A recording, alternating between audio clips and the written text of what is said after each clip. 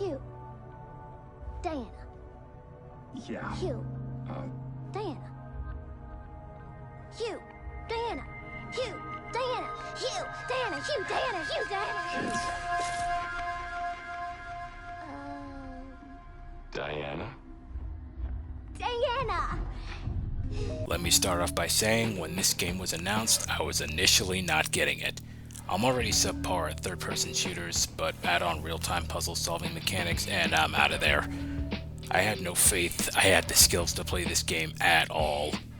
Then the demo came out and I had nothing better to do, so I figured might as well confirm I was as bad as I thought I was. What happened was I enjoyed the demo so much I wanted more, needed more. I was doing good. I was in smoke demon mode, so as you can imagine, when the game got harder... Look out for its targeting something!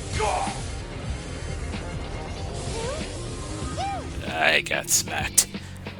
No joke, once the game took the tutorial gloves off, it knocked me on my ass.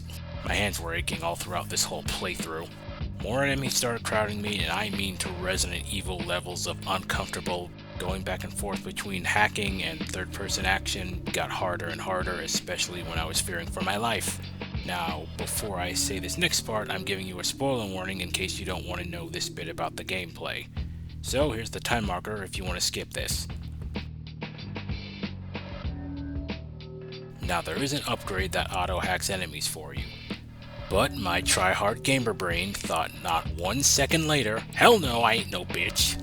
I spent the whole playthrough blatantly refusing this upgrade, and to be clear, this is a me problem. You are not a bitch if you get this upgrade. I am. This was a complete skill issue on my part. When a game gets hard, you use the tools available to you. Unless you're like me and you won't stand for that weak shit. And make the game harder for yourself. But all jokes aside, I wish they didn't put it in. But I know why they put it in. This game's whole gimmick was to be a hybrid of third-person action, shooter, and puzzle solving. Putting in auto-hacks takes away from that, but I completely understand why it's in there. If you're not that good at third-person shooters like me, you'll have a hard enough time as is, and you gotta give the player some slack somewhere. Not to mention the auto-hacks do have their limits. They can't help with everything, so when the time comes, you'll need to have some skill if you want to survive. Now, the music and sound design in this game was definitely done with Resident Evil aesthetics in mind.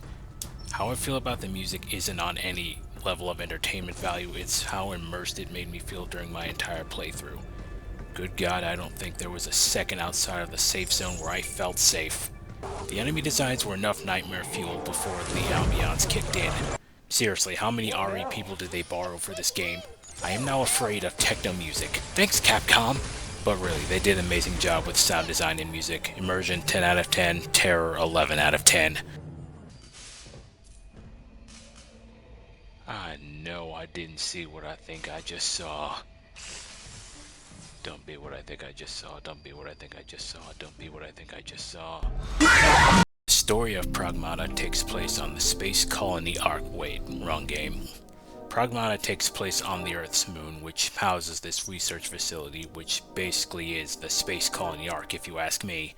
Hugh and his friends of engineers, I'm assuming they're some kind of technicians since they were sent to fix things, since no one from the research facility had made contact with Earth for a while. The story touched on more real-life things than I was expecting: human workers versus AI and automated systems, cost-effective product production versus hard quality.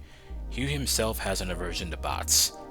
Also, there's 3D printers everywhere. One thing after another happens upon their arrival, and Hugh Williams, our protagonist, is found by our other main character, Diana, a Pragmata, a childlike android, cyborg, whatever you want to call her. I'm not having this debate again after the Cell Saga. Hugh and Diana found out the core AI of the facility, Edis, has gone out of control and started mass-producing robots Terminator style.